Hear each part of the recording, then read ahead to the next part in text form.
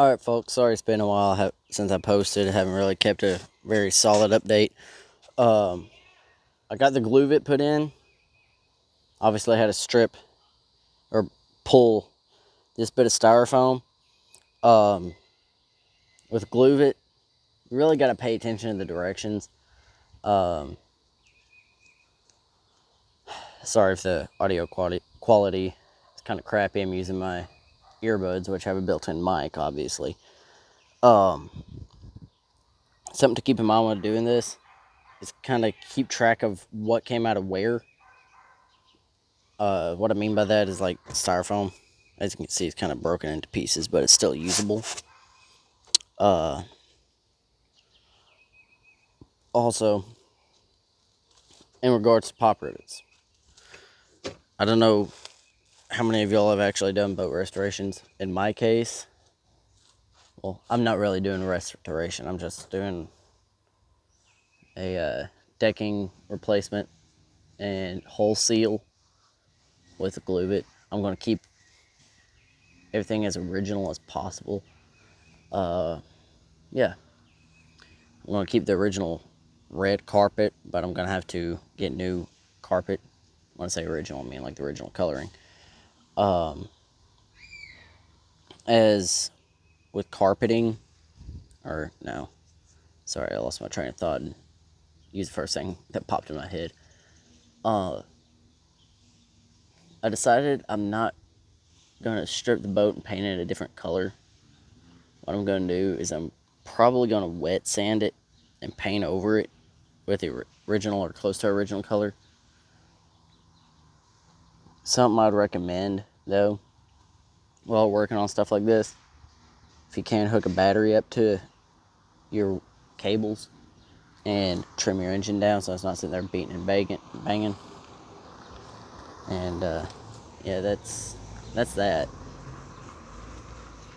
If you'll notice a bunch of little metal pieces down there, just a disposable end of the pop rivets. But something else I'd recommend putting the throttle control propped up on something. But if you can't, I mean, I'm not sure how forgivable these things are, but if you can, at least try to hang it up. As with that, the steering wheel cable's still connected, which if I have any problems with it, I'll take it to a boat technician that has a shop outside the town I live in, and have them, fixed up, get it ready. I'm shooting to have this thing done by no later than September, which I feel is a pretty reasonable goal. Even my dad agreed with that. Oh, sorry, it's been a long day. Long, hot day at that. Yeah, this is one of those things where, you get bored, you find something to do, and you do it. At least that's how it is in my case. Make sure you have, I'd recommend make sure you have a good job before you start with this, because it'll take pretty penny, if I do say so myself. But that's that. I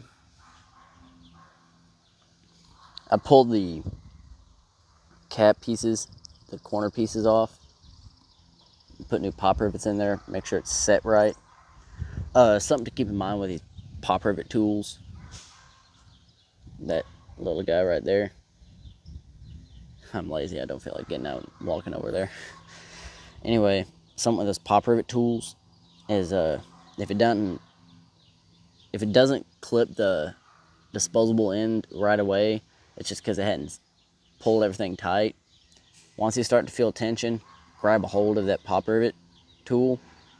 I'm not sure the exactly what it's called, but I'm just going with pop rivet tool. It'll get real tight. Take both hands and just squeeze the hell out of it. But that's that for now. If you have any suggestions or anything, just